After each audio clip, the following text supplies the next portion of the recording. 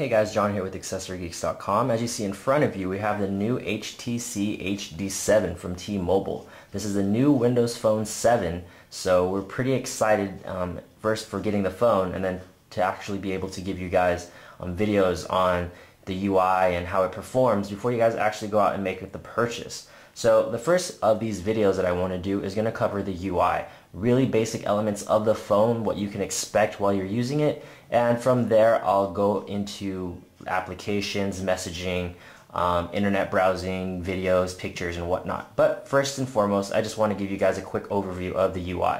I'm sure most of you have seen them before, but I wanted to do it with the Accessory Geeks, sponsored HD7. So as you can see, everything is set up in a pane or window, start menu, whatever you want to call it. You have two of them. The second one acts more like an app drawer, what you would find on the Android OS. Everything that you have installed on the phone would be here, as you can see. And there's no universal search. So if you have, I would say, 100 apps, you would have to scroll manually through all 100 of them. I don't know if they're sorted a certain way, but from what I've seen, you can't really do too much about it. As far as your home screen, it's one continuous long scroll and everything just kind of gets piled on top of one another. If you do want to rearrange each of these icons, you would just simply hold on and then you can move it to there, or let's move it right there, and I can move the Netflix across. And that's pretty much how that works. If I want to get rid of anything, say I don't like this Netflix app because I really don't use it, you just hit this unpin button and it goes away. If I want it back in, I'll find it after I scroll for a day and then hold it and then pin to start. And then it shows it back on the bottom and I can rearrange whatever I want to put. We have our Accessory Geeks logo right there. It's connected to a Me account. Let's see, you have your HTC hub, your telenav GPS, your Zune sync with music and videos, marketplace, Twitter, your pictures, your calendar, Internet Explorer. So pretty much the works on your home screen, what you would find in any other OS. Now let's see, people, if you were to have all your contacts in here, as you can see, you do have the function of search.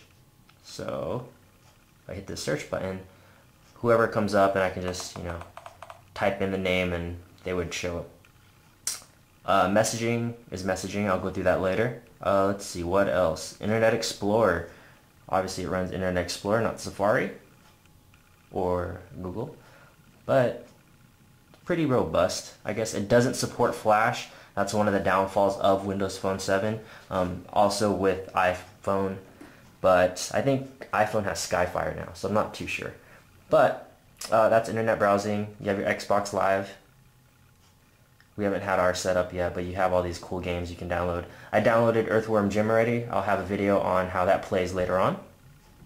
Let's go back home. You have your Xbox Live. Here's your calendars. Really nice looking setup that they have going on with calendars. Let's see, what else? Photos. And as you can see, everything's really snappy. Everything flows really well when you're using the UI. I'm really impressed at how Microsoft stepped up with their new OS. I really can't stress how good it feels to use, if that makes any sense. There's our Twitter app. Let me see, run into Marketplace real quick. And they have the best looking marketplace, but they don't have the best marketplace, obviously. But like I said, it's pretty nice looking. Hopefully it connects. There you go. And then you can go through apps and find which ones you want to use. So like I said, they have the pretty cool looking marketplace. Let's go back home. And let's see, what else can we go over? The Zune HTC hub, which I think is like HTC's own app store. I'm not too sure. Seems like you can just download random stuff from here. Go back home. And pretty much that's about it. Telenav and our Netflix and whatnot. But using the UI is really great. It's really snappy. It's really responsive.